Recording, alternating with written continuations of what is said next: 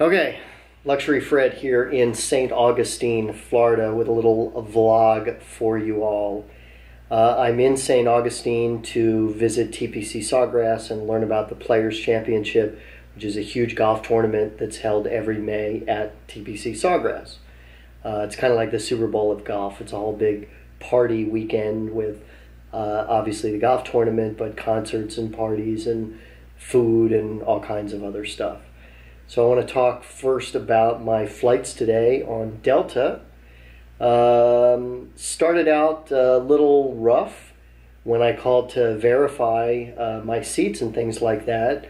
I was supposed to be booked in business class and found out that my seat was in coach.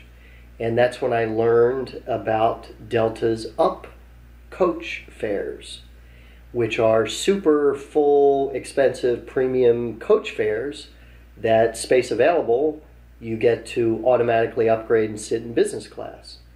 And the only way that you can be booted back down to coach is if they sell out those seats. And unfortunately, when I called, they had sold out those seats and bumped me back into coach. So fortunately, I was able to get that rectified and be seated in business class. Worked out okay as I was able to take a later flight. The original flight was going to be at 6:30 in the morning. I ended up leaving at 10:30, so it was a little bit more convenient. I was extremely disappointed with Delta's business class, the structure of the seats. And this was a brand new plane. This was a Boeing 737-900R series, which is the newest. Literally would have been delivered sometime within the last 6 months, something like that. And although they had a separate business class, the seats were incredibly close together. And there was barely any more leg room.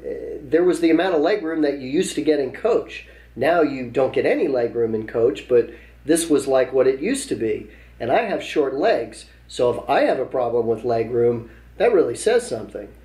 So, it was a separate section, and the seats were leather, and the service was good, the food was good, and all that kind of stuff.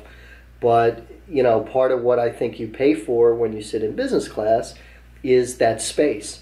And there was not space on that flight. It was very disappointing and definitely not worth paying the extra for business class. So that was the flight from LAX to Atlanta. Then I transferred to another flight from Atlanta to Jacksonville, and that plane was beautiful and very spacious. That was a 757, so it's a little bit larger plane, and I guess they call it would be a first class section, so maybe that's why it was especially nice. But huge amount of space between the seats, big, extremely wide, like traditionally like what you'd expect in business or first. So very spacious, very nice. Unfortunately, that flight was 45 minutes long. So I didn't do too well in terms of getting the comfortable seat on the short flight. So that's the Delta story. Other than that, everything left on time. Things were organized at the airport. Everything went smoothly. I'm staying here at the Hilton Historic at St. Augustine. The Hilton Historic Bayfront St. Augustine. And right over there is the beautiful bay. But for some reason, the Hilton didn't give me a bayfront room. So while I can smell the bay and see the bay, if I put my head on the balcony and look to the side, all I see is the parking lot and an alley and the other buildings. So although it's the Hilton Historic Bayfront, I am not benefiting from that bayfront location. Overall, the hotel is nice. What you would expect for a Hilton, very clean, very nicely put together. Some damage to the headboard, some chipped paint and things like that. Just little things. The furniture doesn't quite match. The colors are different. The carving and things like that is different. But overall, it's nice. I'm remembering that I'm probably spoiled from staying recently at the beautiful Ritz-Carlton Laguna Niguel and staying at the Four Seasons Sultanahmet in Istanbul and staying at both Shangri-Las in Hong Kong, that I've become used to that kind of higher standard. So when you stay at a place that isn't on that kind of level, you do notice all these little details and things like that.